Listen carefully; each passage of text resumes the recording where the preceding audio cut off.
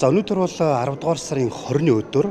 За тэртээ 1945 оны 10 дугаар сарын 20-ны өдөр одоо тусгаар төлөвийн төлөөх ард нийтийн одоо бүх нийтийн санал бол явагдажсэн. За энэ санал хураалт бол мэдээж Монгол улсаа тусгаар улс байх үгүй юу гэдгийг одоо шийдэх бас нэгэн одоо томоохон түүхэн үйл явдал гэдгийг бол судлаачд бол үздэг. Тиймээс яг энэ өдрийг бол одоо хойч үедээ одоо дурсан санах түүхэн талаас ач холбогдлыг нь бас хэлж ярьж байх нь бол хамгийн чухал өдрөө гэдгийг бол одоо зарим судлаачдын зүгээс бол хэлж байна. За та бүхэн харж байгаа бол яг энэ тухайн үед 1945 онд болж исэн одоо түүхэн одоо гурван улсын яалтын хилцээр байна. За тухайн үеийн одоо тусгаар төлөвийн төлөв ард нийтийн санал хураалт явагдаж исэн одоо санал хураалтын одоо бэлтгэл ажил болоод ингээ яг тухайн санал хураалттай холбоотой одоо баримт бичгүүд замун одоо гурван улсын хоорондын одоо альбан бичгүүд гээд олон одоо зүйлүүдийг бол одоо эндээс бол харж болохоор байна. За энэ өдөрт зориулаад өнөөдөр бол мэдээж тусгаар технологийн төлөөх ард нийтийн санал хураалт бол 80 жил болж байна. За үүнд зориулаад олон улсын эрдэм шинжилгээний хурал бол болж байгаамаа. Тэгэхээр энэ өдрийг бол бид үргэлж дурсан санаж за түүхэн талаас ач холбогдлын бас хойч үедээ өсвөр үеийнхэндээ одоо тань мэдүүлэх нь бол хамгийн чухал байгаамаа. Тэгэхээр бид олон улс судлаач, доктор, за улан бие доктороос мөн яг энэ түүхэн өдрийн ач холбогдлын дараа байр суурийг сонссныг үргэлжлүүлэн та бүхэндээ хүргэж байна. За өнөөдөр Монголын ард түмэн тусгаар технологийнхоо санал өгсөн энэ түүхэн одоо өдрийн 80 жилийн тохиож байна. Тэгэхээр энэ өдөр яагаад санал хураах бид нар тусгаар технологийн төлөө санал хураах болов гэдэг асуудал байна. За энэ бол 1945 оны 2 дугаар сарын 11-нд Яалт хотноо холбоотон 3 гүрний тэргүүн нарын уулзалтаар Зөвлөлт толгойд улсын Японы эсрэг танд оролцуулалттай холбоотой нууц хэлцээр байгуулагдсан. Энэ бол Яалтын 3 гүрний баг хурлын дундуур тусдаа. За энэ Зөвлөлт толгойд улсын Японы эсрэг танд оруулалттай холбоотой Маршал Сталины болцол гэж байсан. За энэ болцлын нэгдүгээрт бол өөрөөр хэлбэл гадаад Монгол бүгд найрамд Монголоор дулсан статус квог хүлээн зөвшөөрөх асуудал байсан. Тэгэхээр энэ хэлэлцээрээр бол өөрөөр хэлбэл бүгд найрамд Монголоор дулсан статус квог холбоотон гүрнүүд хүлээн зөвшөөрсөн. Энэ гэрээний хамгийн төгсгөл хэсэг л байна. Япон өгдөгөө бууж өгсөний дараа энэ хилцээрийн заалтууд бол өгдөгөө биелэгдэнэ гэдэг. Тэгээ энэний дагуу бол өөрөөр хэлбэл юу болсон бэ гэхээр зөвлөлтийн улаан арим бол зүүн хойд хятад хятад руу кантоны аримыг буцахын тулд орох ёстой байсан.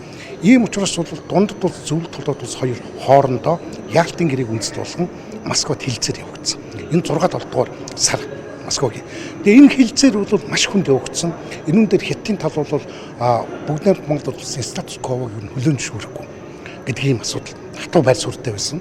За тэгээд Сталин бол бүгд найрамд Монгол улсын статус квог хүлээн зөвшөөрнө гэдэг маань бүгд найрамд Монгол улсын тусгаар тогтнолыг хүлээн зөвшөөрөх юм ингэж үзэж байсан.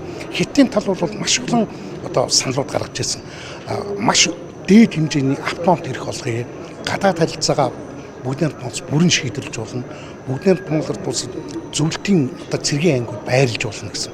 Тэгээ энийг бол хүлээн зөвшөөрөхгүй. Ингээд Хятадын тал бол аргагүй одоо эцсийн шатнд бол буулт хийсэн.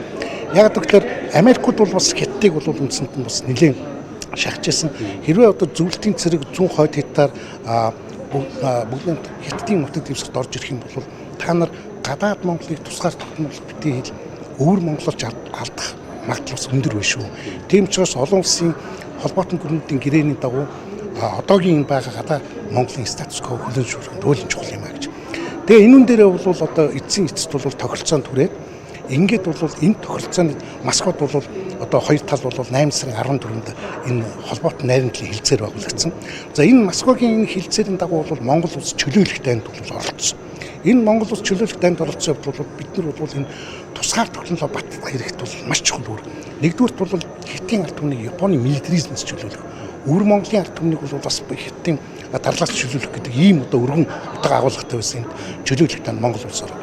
Ингээд Япон өгдөгөө бууж өгсөний дараа өөрөөр хэлбэл одоо Монгол улс ард түмэн тусгаар технологийн төлөө санал авах энэ одоо эрх зүйн асуудал үндсэндээ бүрдсэн. Ингээд 1945 оны 10 дугаар сарын 20-нд бол Монголын ард түмэн тусгаар технологийн төлөө бүх нийтийн санал асуулгыг бол 100% өгсөн. Энэ бол яахрахгүй юм. Тэгэхээр тусгаар технологийн үнд цэн гэдэг бол өөрөөр хэлбэл маш чухал. Энэ бол өөрөөр хэлбэл ард түмэн нутаг дэвсгэр засаглалтай байдаг. Тэгээ энэ гурав дээр нэмэгдээд энэ бол олон улсын эрх зүйн одоо Вестфалийн систем гэж байдаг.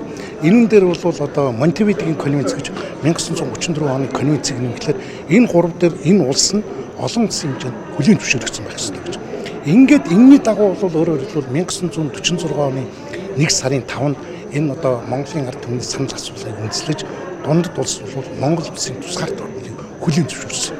Ингээ 2 сард нь бол манай одоо албан ёсны төлөөлөгч Чунцын очиж одоо Чангашигийн хятадаа бол хилцээр хийж ингээ 2 тал ноот солисноор 2 сарын 15-нд бүгд найрамд Монгол Улс дундад иргэн улс хоёр дипломат хэлцээ тогтоож ингээд үүний дараа бол Монгол улс зөвлөлт улсын хооронд найрамдал харилцан туслах гэрээ байгуулагдаж ингээ 1946 оны 6 сард нь Монгол улсын ерөнхий сайд улсын марш Чоблсгийн гар үсгтээ нэгдсэн үндэсний байгууллагад дэлсэх өргөдөл явж ирсэн ийм түүхтэй. Тэгэхээр өөрөөр хэлбэл юу хэлэх гэж байна вэ гэхээр 1945 оны 2 сарын яалтын хилцээр 45 оны 6-7 сард болсон Москвагийн зөвлөлт дунддын хилцээр ингээ 8 сар 14-ний хилцээр бүгд найрамд Монголд тус Японы эсрэг дайнд орсон үйл явц 9 сарын 2-нд Япон үгдүүг бууж өгсөн. Ингээд 10 сарын 20-нд Монгол улс нийт ард түмэн тусгаар технологиос санал өгсөн. Энэ үйл явцууд бүгд хоорондоо харилцсан хэлхээ холбоотой ийм үйл явдал болж үндэсэн байна. Тийм учраас бол энэ өнөөдрийн өдөр гэдэг нь бол монголчуудын хувьд бол маш чухал түүхэн одоо ийм одоо өдөр юм а. Энийг бид нар бол маш одоо чухалчилж өргөн дэлгэр одоо тэмдэглэж явах ёстой. Ингэснээр Монгол улс бол дэлхийн 2 дугаар дайны дараа бол олон улсын эрх зүйн субъект болж гарч ирсэн ийм